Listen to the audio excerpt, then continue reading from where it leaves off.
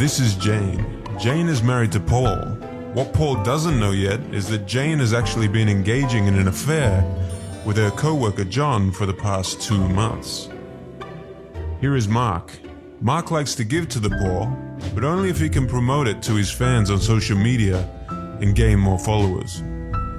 Mary and Kate like to pretend like they are friends, but behind closed doors they gossip and try to sabotage each other. So why do we do what we do? Law 1. The law of irrationality. Master your emotional self. You like to imagine yourself in control of your fate, consciously planning the course of your life as best you can, but you are largely unaware of how deeply your emotions dominate you. I bet you think that you're in complete control of your life, but are you really? You are for the most part completely unaware of how deeply your emotions control your life.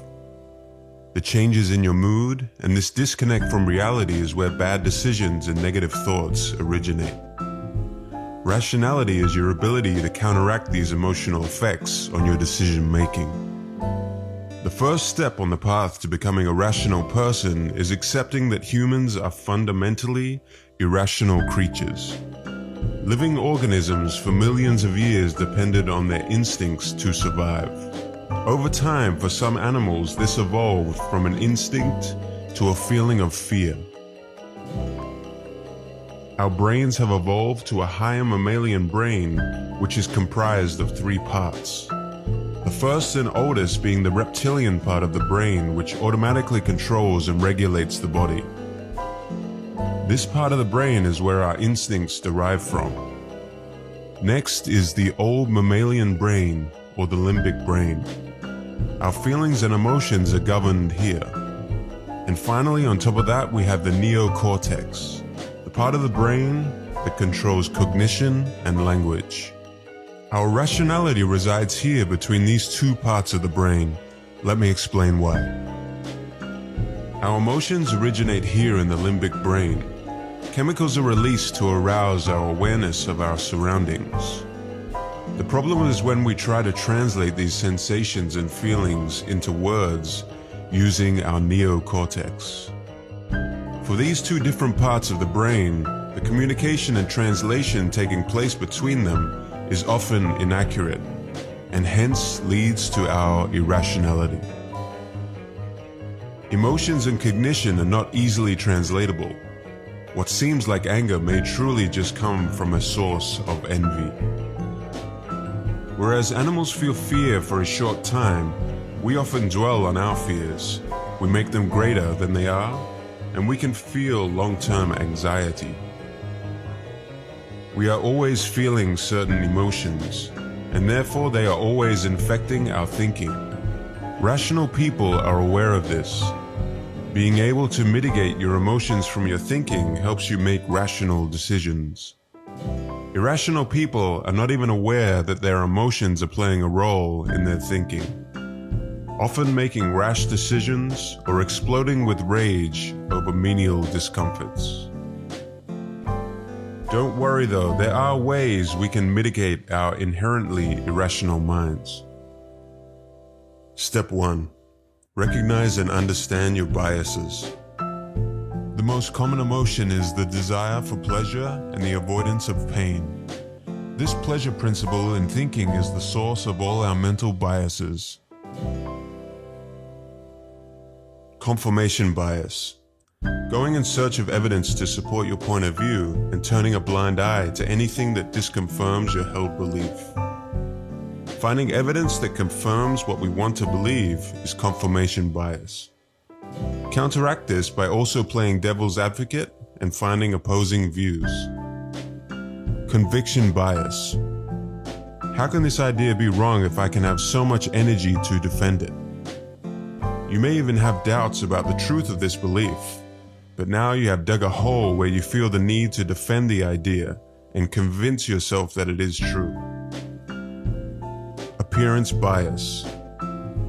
The halo effect. If someone appears to have a positive quality, we tend to attribute other positive qualities to that person without any evidence. Likewise for negative qualities. Appearances are misleading. The group bias. We love and are relieved when we find other people who think the same way that we do. Isolation and disparity from the group makes us depressed. Groupthink is when people take up ideas solely because they bring us comfort and a sense of belonging to the group. The blame bias. Our innate response is to blame others. It is more painful to look in the mirror and admit our mistakes. This is the blame bias. Superiority bias. We all like to think of ourselves as likable, ethical, and rational. But this can't actually be true, because if it were true, we would all have world peace, and that just isn't the case. Step 2. Beware of inflaming factors. Our minds latch onto emotions, and we become reactive. Here are some factors which can inflame your irrationality.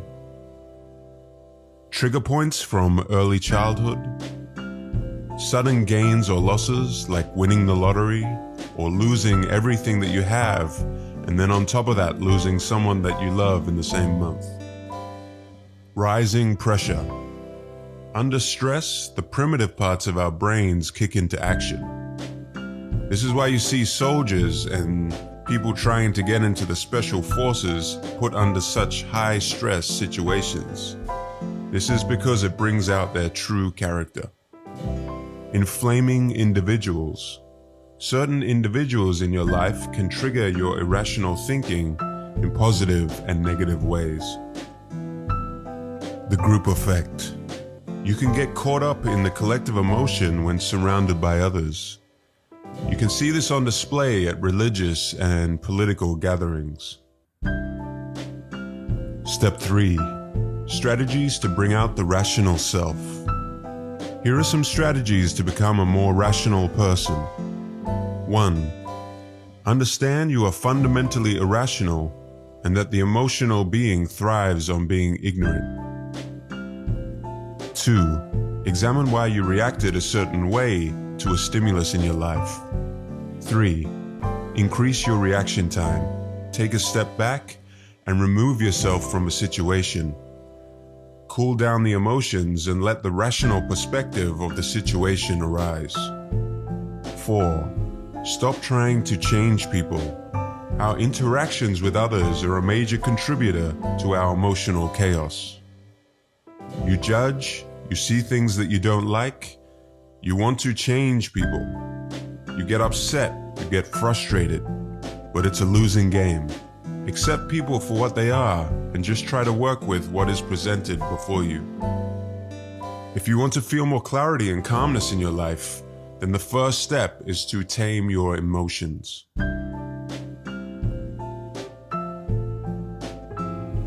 Law 2. The law of narcissism.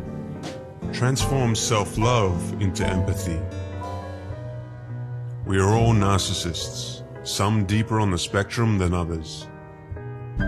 Humans are social animals, and from the moment we are born, we have a need for attention. People will do almost anything to get attention. This includes crimes, attempted suicides, and hoaxes gone wrong. So where do you fall on the narcissistic spectrum? If you are anywhere below, let's say the middle of the spectrum, you fall into the category of deep narcissism. You are self-righteous, reactive, rageful, and seek vengeance. These are the only ways you know how to mask your insecurities. If the conversation isn't centered around you, you may give a distant stare or become impatient until the conversation is again centered around you. You display high levels of self-confidence, and you use this to gain attention, but it is mainly just to cover up your incomplete sense of self and to fill up an inner emptiness. For you, the deep narcissist, attention is survival. If you're above the midway level on the spectrum, you are a functional narcissist. Most of us fall somewhere here on the spectrum. You like attention if someone gives it to you. However, you are not always seeking attention. You are able to turn your attention outward listen to others, and not be continually chasing attention from others. A healthy narcissist resides here at the top of the spectrum of self-absorption. At the top of the spectrum lies empathy. This is the complete absorption in others and not yourself. A healthy narcissist can imagine other people's perspectives. You can build relationships more easily, whereas someone in the deep narcissism range tends to slip deeper over time and is unable to maintain and build strong relationships. There are 4 main ways to build your empathetic skill set. Having an empathetic attitude. Don't assume to already understand people. Each new person you meet is like an undiscovered country with new chemistry for you to explore. Visceral empathy. It is hard for humans to figure out others' thoughts, but feelings and mood are much easier to read. Pay attention to the body language and tone of voice of others. Analytic empathy. As Abraham Lincoln once said, "I don't like that man. I must get to know him better." Don't close yourself off from others that rub you up the wrong way, or who you know that you disagree with.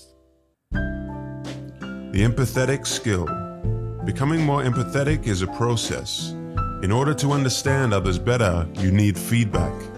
You can do this by simply asking someone their feelings and thoughts and seeing if you were correct in your assumptions.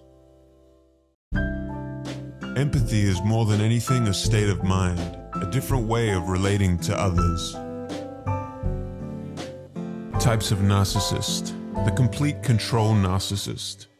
This type of narcissist in general has more ambition and higher energy levels than of an average deep narcissist, as well as higher levels of insecurities.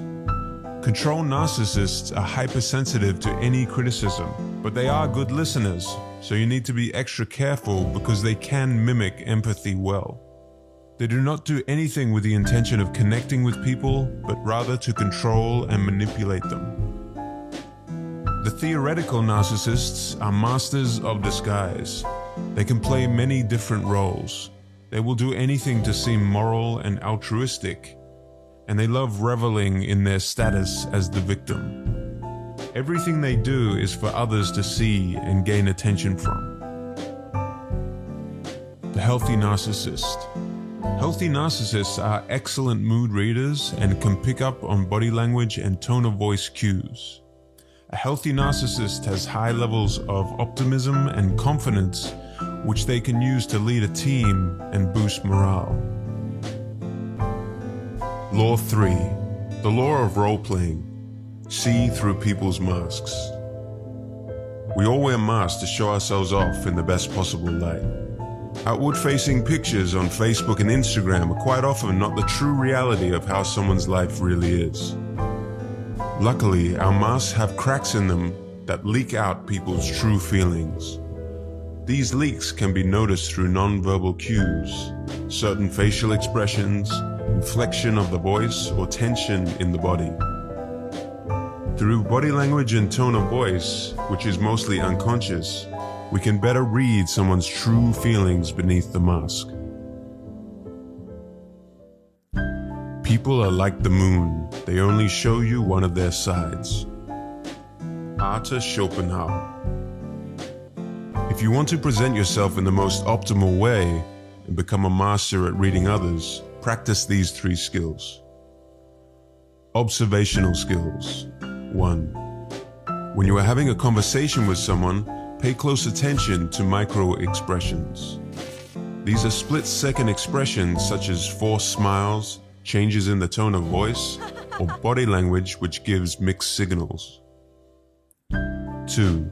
Get to know how someone operates in normal situations or at their baseline. Then compare that to how they operate under conditions of stress or excitement. 3. People watch. Take some time to watch how people behave in situations. Take notes and also observe yourself. Remember the cracks in the mask we spoke about earlier? Those flashes of micro-expressions? People can try to prevent these cracks from leaking and showing their true feelings, but that would be futile, as they are for the most part completely unconscious and uncontrollable. In order to see through other people's masks, you need to master the decoding keys. Key 1. Dislike-like cues. Pursing of the lips, sudden squinting of the eyes or the glare, a stiffened neck, feet that turn away from you as you engage in conversation, folding of the arms, and excess tension in the body are all clues. If someone gives you a compliment or praises you without their eyes lighting up, this could be a clue of hidden envy. Learn to distinguish between a fake and genuine smile. Genuine smiles move the eyes, eyebrows, and cheeks upward. Dominance and submission. People who feel dominant tend to talk more in conversations and interrupt regularly. It is fairly easy to meet a couple and notice which one is the dominant one in the relationship. The dominant partner may seem to only half listen to their partner in a group conversation and will make eye contact with others in the group, but not their partner as often. Deception cues. People who are trying to hide something become more chatty and animated. Gestures with the hands and arms can become more exaggerated. If you perceive that someone is trying to deceive you, let them continue to talk as much as they can, and when the time is right, hit them with a pointed question and see what kind of micro-expressions your question creates within them.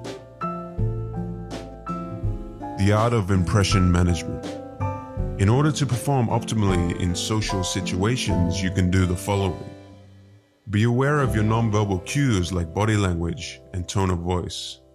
Give genuine smiles and use welcoming body language. Make sure you create the right first impression. Selectively make yourself absent and create an air of mystery. Make your behavior less predictable and project saintly qualities like sincerity and honesty. Law 4. The law of compulsive behavior. Determine the strength of people's character. Our characters are formed in early childhood and by our daily habits. You can measure the strength of someone's character by how well they handle adversity, their ability to work with others, their patience, and their ability to learn. Character is destiny. Heraclitus. The word character comes from ancient Greek and was used for an engraving instrument. Our characters are stamped within us. Spirits and gods do not control us. Our character does. It is impossible to remove your character, but it is possible to lessen or stop negative patterns in your life. You need to first understand your own character and then learn to value character above all else when choosing a partner to work with or an intimate partner. Character should be placed above intelligence, beauty, and reputation. Actions repeated over time is the main indicator of someone's character. People with strong character do not give up easily, are persistent, and are open to new ideas. People with weak character, on the other hand, are overwhelmed easily, difficult to rely upon, and not open to learn from others because needing to learn from others would imply criticism or shortcomings. The most significant indicator of people's character comes through their actions over time. Toxic characters. You need to first identify and then steer clear of people with these toxic characteristics. The hyper-perfectionist. Someone who may seem dedicated, but is unable to delegate and must control every situation. In other words, a control freak. The relentless rebel. Someone who hates authority and mistrusts anyone in power. They cannot accept any criticism and are often childish in their behavior. The personalizer. Someone who is very sensitive and thoughtful. However, that sensitivity only goes one way, which is inward. They take everything personally. Avoid these people because they will try to make you feel guilty for something you said or did that spurred their sensitivity. The drama magnet. Someone whose only way to get attention is by surrounding themselves with drama and problems. They always find a way to become a victim in any given situation. The big talker. Someone who is always talking a big game, but never actually finishes anything they have started. They will inevitably just waste your time. The sexualizer. Someone with an abundance of sexual energy. This usually comes from a dark place, and they tend to see every relationship as a possible path to something sexual. The pampered prince or princess. Someone who is overindulged and given too much attention by their parents at a young age. If they don't get what they want, they can show baby-like behavior to an extreme of even throwing tantrums. The moralizer. Someone who condemns something but secretly is drawn to that thing. They seem moral, but they have a secret dark side. Law 5. The law of covetousness. Become an elusive object of desire. We are marked by the continual desire to possess what we do not have, the object projected by our fantasies. It is human nature to desire things we don't have, and once we have finally obtained that desire, we are already distracted and looking for something better. Most often this is referred to as the grass is always greener syndrome. Nowadays, people see vulnerability and being forthright as a path to truth and honesty. Letting people know all your likes, dislikes, fears, and loves, and believing that people should just love you and desire you for who you are. In actuality, what people really want is for their fantasies to be stimulated.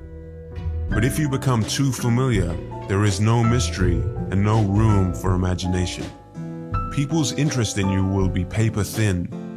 Do not follow the moralism of the times, which urges honesty at the expense of desirability. Here are 3 strategies for stimulating desire. 1. Know when and how to withdraw. Be a little cold, don't be needy, and never be too obvious with your opinions, feelings, values, and tastes. You want to allow for others to create their own picture of you in their imagination. Know when to withdraw, maybe for a day, maybe for a week. Create some sense of mystery around yourself. 2. Create rivalries of desire. What we want almost always reflects what others want.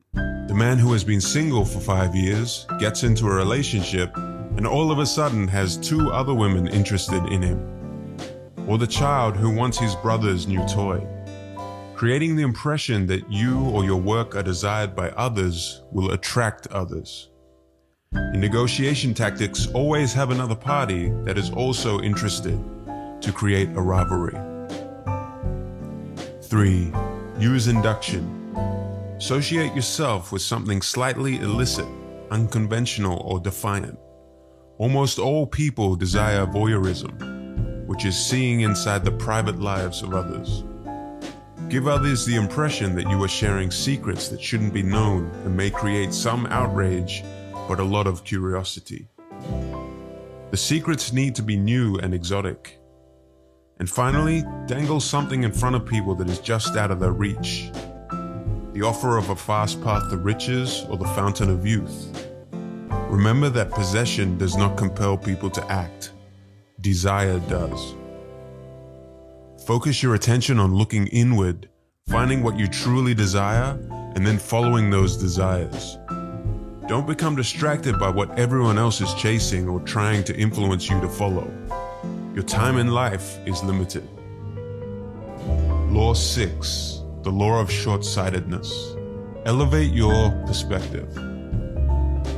Humans are most impressed by what they can see and hear now in the present. By overemphasizing the present, we lose perspective over our long-term goals.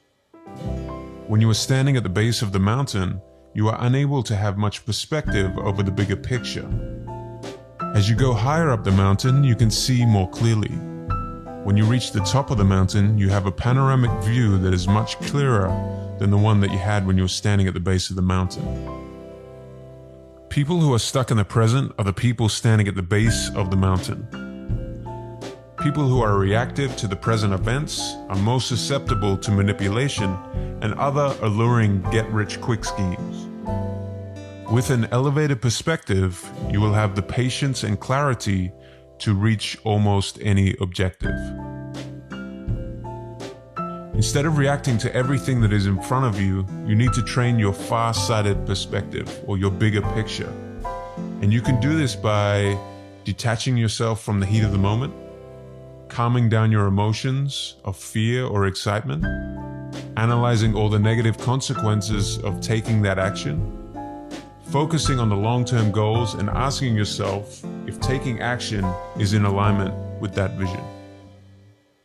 Distancing yourself from the present will allow you to gain a wider perspective and look further into the future. You should also avoid prolonged contact with people who are narrow-sighted. These people are like the people standing at the base of the mountain without any long-term perspective and are in a perpetually reactive mode. There are 4 signs of short-sightedness that you need to be aware of and overcome. 1. Unintended consequences. Life is complex. You are naive to think that A will lead to B, then B will lead to C. Events and other people with their own motivations will come into contact with your plans and your long-term goals. And these things are wholly out of your control. However, by first going through all the possible negative consequences of taking an action, you are at least aware of ways in which your plans could deviate. Think deeply. Go as far as your mind can go in all permutations or chain reactions of decisions. That new TV that you saw on sale seems like a good bargain in the heat of the moment. But what chain reactions will that purchase cause? After all, now you need to get your money's worth, right? So what's that going to mean? One hour a day of Netflix and the news, which maybe turns into 4 hours a day. And, before you know it, over the span of a month, that is approximately 120 hours in front of a TV. Or if you extrapolate that out over a year, that's 1,460 hours. And over the next 5 years, 7,300 hours of your life. Was the TV on sale worth 7,300 hours of your life? 2. Tactical hell. When you find yourself in arguments on all fronts just to protect your ego or win the argument, you have probably lost sight of your long-term goals and vision. Now would be the time to ask yourself, what are my real values and priorities? Then focus your time and energy away from useless arguments and towards your long-term goals. Does winning the argument or protecting your ego help you to achieve those goals? Most probably not. 3. Ticker tape fever. Nowadays, we all have become addicted to the continuous news cycles and pings and dings of social media. If you are reacting to and following all of these updates to guide your decisions, then you have the fever, and you need to refocus your energy towards your long-term vision. Focusing more on your long-term outcomes needs patience, but it will reward you with calmness and clarity. 4. Lost in trivia. It is easy to drown in a sea of information nowadays, especially when you are actively trying to have all the details. To prevent this feeling of information overload and the perpetual chasing of every minuscule detail, remind yourself that you don't have to have all the details. With a solid vision and long-term goals, you can weed out the essentials from the non-essentials, and it is wise to delegate and let subordinates do the rest of the information gathering for you. You can steer the ship, but you don't also need to be below the decks, manning the oars. Become a far-sighted human. Detach from the now, calm your emotions in the present, and get yourself to a higher point on the mountain to widen your perspective and see all the future consequences of the decisions that you make now. Law 7. The law of defensiveness. Soften people's resistance by confirming their self-opinion. Everybody wants to believe that they are independent and in control of their own lives. People all have certain self-opinions and perceptions about who they are, and they are willing to fight to defend those opinions. There are 3 universal qualities to people's self-opinions. 1. I am autonomous, acting of my own free will. Even if we have been manipulated or succumbed to peer pressure, we don't want to tell ourselves that outside influences guided our decision-making. If we feel like we are being coerced, we tend to rebel. 2. I am intelligent in my own way. No one feels comfortable with the idea that they may be gullible or have subpar intelligence. 3. I am basically good and decent. We all have the tendency to believe we are good people supporting the right causes. By understanding the 3 universal self-opinions above, you are in a better position to influence them. Never put someone in a situation that would trigger one of their self-opinions. You can use these 5 strategies to persuade people effectively and avoid triggering their defensiveness of the 3 universal self-opinions. 1. Transform yourself into a deep listener. Our attention is often scattered, and the reason for this is that people are more interested in their own thoughts and feelings than the person they are communicating with. The usual advice of talking less and listening more is often redundant unless there is some kind of motivation to actually listen. Treat each person you interact with as an uncharted country that is abundant with hidden surprises. Find what interests them, look for clues in their facial expressions, like when their eyes light up, and probe deeper. The more they talk, the more you can discover their desires and insecurities. 2. Infect people with the proper mood. People are very vulnerable to the moods of others. If you are relaxed and warm-hearted, they will feel comfortable, sense this, and mirror your good mood. Gentle taps on the arms can build rapport, but avoid too much eye contact because this can be taken as a sexual connotation. 3. Confirm their self-opinion using the 3 universal self-opinions. For independence, appeal to the sense of autonomy. If you need to get their help, don't let them feel like they are being manipulated.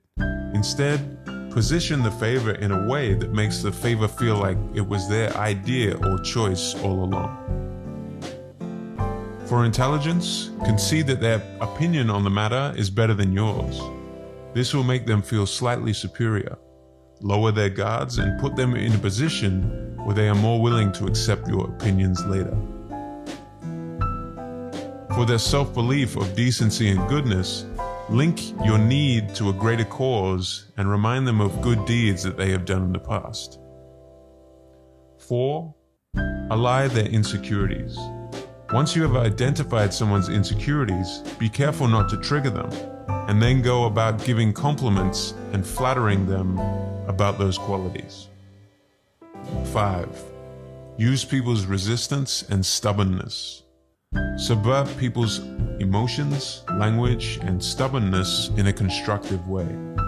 Use the language back at them, because it is very hard for people to not follow the words that they have used themselves. Stubbornness stems from uncertainty and fear of change. If they have a rebellious nature, reverse psychology can be used to push them in a direction you want them to go. The royal road to influence is to put the focus on others. Let them do the talking. Let them be the stars of the show. The flexible mind. Just as the body tightens with age, however, so does the mind. When we are children, our minds are very flexible, and they learn at a rate much faster than as adults. The ultimate frame of mind is one that is flexible like a child's and has the reasoning power of an adult. As we age, we become closed off to new ideas. Try to imagine your ideas and opinions like toy building blocks. You can play with them, experiment with them, throw some out, keep some, or get new ones. Don't become too attached and rigid to your ideas. Remain playful and flexible in your spirit. Finally, become more self-aware that you are not as good as your self-opinion makes you believe you are. You do buy services or products due to advertising influences. You do conform to ideas because of the groups that you belong to, and you are susceptible to being manipulated. Distance yourself from your self-opinion to see how it affects your thinking. Law 8, the law of self-sabotage. Change your circumstances by changing your attitude. You must not only be aware of the role of your attitude, but also believe in its supreme power to alter your circumstances. The way that you look at and interpret the world around you is what creates your attitude. If you see the negative in all situations and you are fearful, you will inadvertently create those situations that you fear the most. If you are afraid of failure, you won't try new things, which results ultimately in a failure to succeed in anything. There are two general categories of attitude: negative and narrow, or positive and expansive. Negative and narrow-minded people are generally fearful, and in order to try and have control, they limit what they see and experience. Someone with a positive and expansive attitude, on the other hand, wants to try new things and is open to new ideas. If you want to change your circumstances in life, you first need to change your attitude. Here are 5 constricted or negative attitudes that you need to conquer. Hostile attitude. The world is a hostile place, so in order to try and defend themselves, people with a hostile attitude seek to become hostile themselves. In their mind, the world is against them. They blame others and tend to make others around them aggressive or defensive. Be aware of this type of attitude and manage your own hostility by telling yourself when you first meet someone, "I like this person," or "This person is intelligent." If you notice less hostility in the world and in others when you begin doing that, then you may notice that the source of the hostility was actually manifesting from within yourself. Anxious attitude. Someone with an anxious attitude ultimately fears losing control of the situation. They like to micromanage and control others. You can deal with your own anxiety by channeling this negative energy into your work and trying to become less of a perfectionist and control freak. If you are dealing with someone with this type of attitude, don't let their attitude infect you. Be calm and become a soothing influence on them. Avoidant attitude. Someone with doubts about their intelligence or competence and who generally see the world through the lens of their insecurities have this type of attitude. They avoid responsibility or challenges because they may call into action their self-esteem. Be cautious to form partnerships with someone like this. And if you feel that you may have some of this attitude yourself, you can diminish this fear by motivating yourself to take on small projects and make sure that you take them all the way to completion. Depressive attitude. This attitude carries a feeling of unworthiness and being unloved. A person with this type of attitude tends to betray, criticize, and wound others to feed their own depression. Any signs of success or progress are self-sabotage before they can even fully be accomplished. People are attracted to someone with this kind of attitude because they want to help them. However, this usually results in them also being criticized and then discarded. Never try to cheer someone up with this type of attitude by showering them with the wonders of life. Instead, subtly steer them towards positive experiences. We all have depressive moments in our lives. When you find yourself in a depressed state, it is best to channel that energy into your work or the arts. You can pick up a guitar, paint a picture, or something like this. Resentful attitude. They feel wronged and see oppressors everywhere around them. People who have more than them are a sign of injustice and any sign of criticism or disrespect towards them is taken very seriously. They do not explode in anger. However, they prefer to stew on their emotions. People with this attitude hold on to grudges and, if given any power, use it to express their resentment in often vengeful and vicious ways. Avoid people with this attitude if at all possible. If you harbor resentful tendencies yourself, learn to let go of grudges. It is better to explode with rage in the moment than to stew on negative emotions that you may have just made up in your head. The expansive, positive attitude. Be an idea explorer. Leave certainty behind and play with new ideas. Enjoy challenging yourself with new ways of thinking. Adversity and pain are most often out of your control, but you can learn how to control your response and emotions to any situation.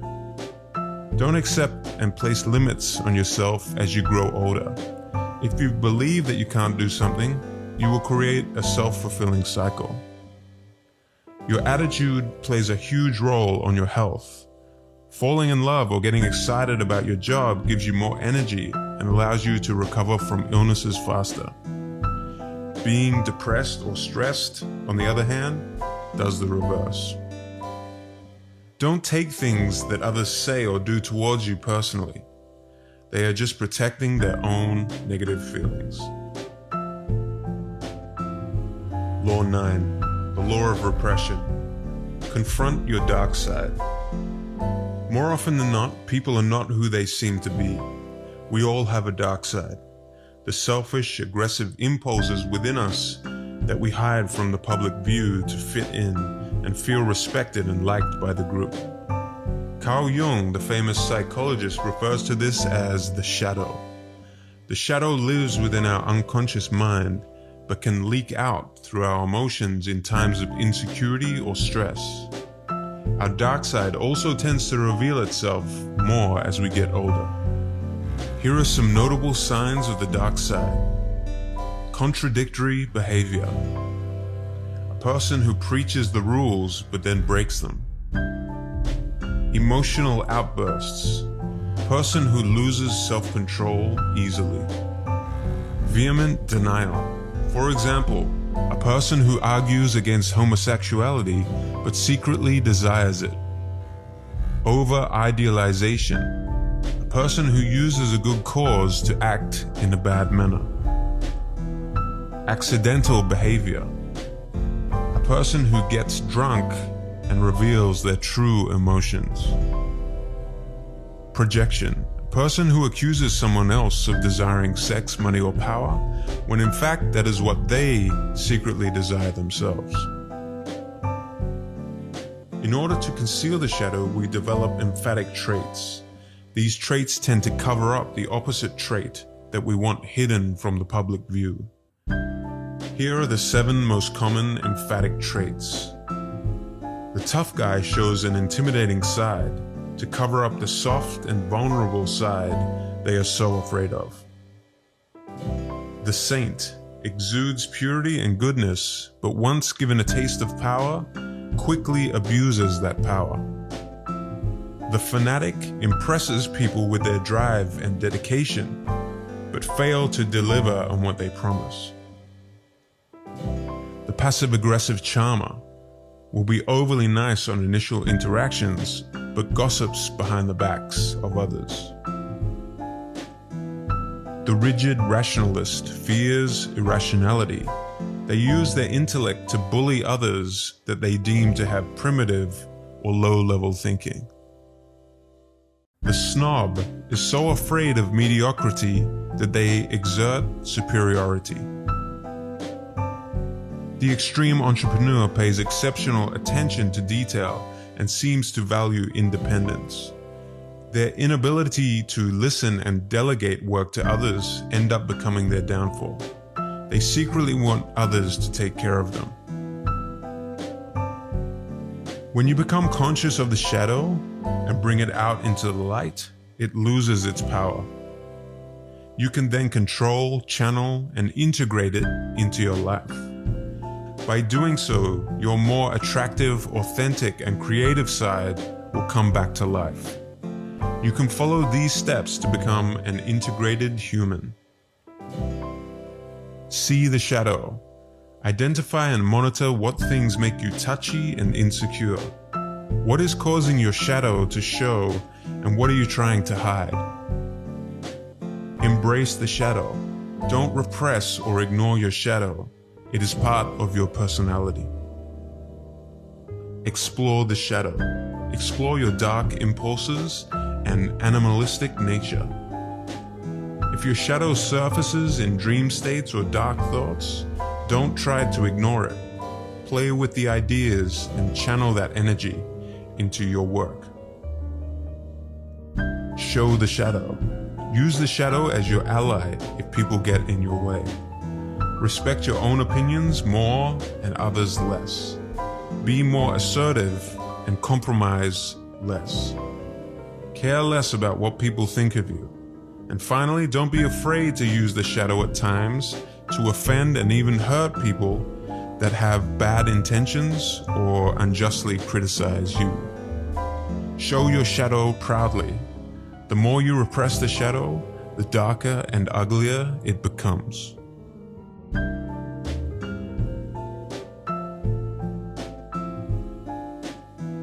Thank you for making it to the end of the video. Let me know in the comments below which law you found the most helpful. And if you guys don't want to miss out on more videos like this one in the future, please hit the like and subscribe button because it really helps out.